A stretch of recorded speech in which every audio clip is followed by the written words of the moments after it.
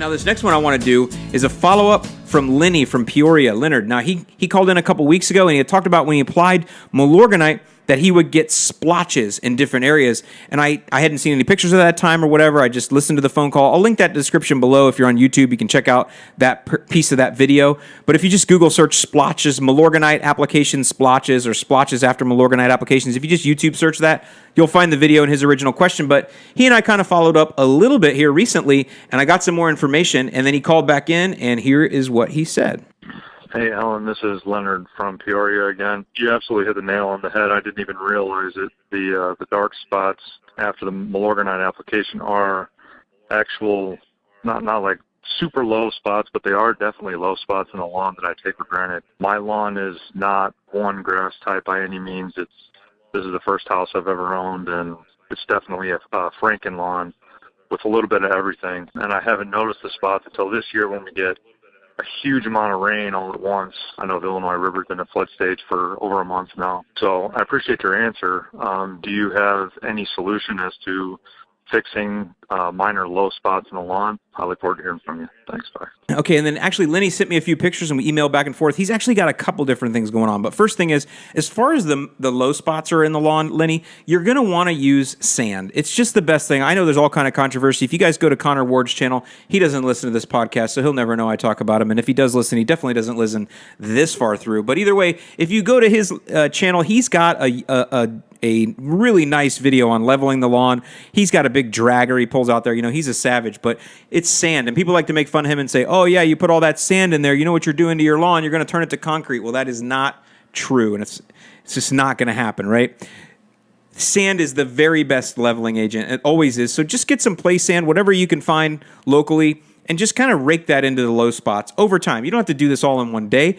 Do a little bit here, a little bit there, bada beep, bada boop. You'll help to level out those spots, and you'll definitely notice it when you're mowing, but you want to go slow and low. He does this all in one day. You don't have to do that, but sand is your leveling agent for your low spots. Now, based on the pictures that Lenny sent, though, he's also got a couple other things going on. One is he's got an old school lawn. He kind of goes into a little bit more about this in some of the emails we have, and he says, my house is what used to be called a starter house, and the lawn had gone through an extended period of disrepair before I purchased it. This led to an influx of all sorts of weeds and grass types, everything from KBG to clumping tall fescue, which is the bane of my existence. So he's got an old school lawn. He's got a lawn that's, changed hands probably a few times. A lot of different things happen to it. And so some of the areas that he points out where you can see they're darker blue that are not low spots are actually just where someone repaired a spot or a patch. And you have an old school lawn, so who knows what the original lawn was? Who knows what's been thrown in there over the years or not? Who knows what survived from the original lawn, what didn't? And now you have somebody come in and they patch up a spot. Maybe they cut a tree down at some point. Something sat there too long, killed the spot. So they came in, they grabbed some Patchmaster or whatever's in that or whatever seed they could find at the store. They filled that in, and now you have this literal area that you can just see. It's just a different type of grass from somebody probably just doing a seeding job right there. So that area has turned a little bit darker blue-green than some other areas. Now, the other thing that he has, when I look across, is he has some Poa trivialis. It might be Poa annua, but I think it's Poa trivialis. Now, I have a video I did on Poa trivialis panic. I don't want to get too much into the Poa trivialis, Poa annua thing. It's one of the most stressful times of the year for me because there's just no good answer for it. But it is in a lot of lawns. It's in a lot of old school lawns because it was in a lot of seed mixes for years, especially if somebody thought they might have had a shade problem or whatever. It was in that.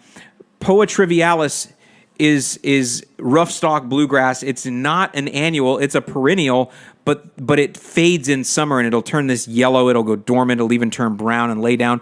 And when you see Poa trivialis starting to check out in a lawn from heat, it looks like disease a lot because it gets real splotchy and yellowy, but the problem is, or the challenge is, the grass around it that's regular Kentucky bluegrass is nice and dark and looking good, and so it looks like disease in the lawn when really it's just Poa trivialis just fading out in the summer, or Poa annua that's died.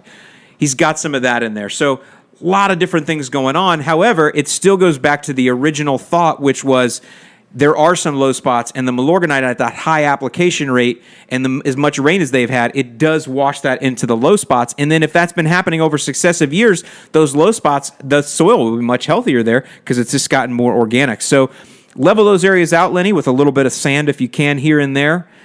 Maybe switch to some liquids. Maybe switch to something that isn't all slow release, like the Milorganite, or that's a lower, how should I say, or a higher concentration, something that can get in there with less granules or less chance of washing around into those low spots. And then some of the other spots he had, again, he talks about clumping tall fescue. That will definitely have a darker appearance than a lot of different parts of the lawn. So lots going on there with the old school lawn. As far as that goes, Lenny, something you're going to deal with. But overall, the lawn doesn't look that bad. In the pictures that he sent me, I can tell he's been caring for it and things are looking good. He's just dealing with some things. But I think really the biggest problem that you have there, and this is with a lot of you guys, is that dead or dying or fading Poa trivialis in the lawns.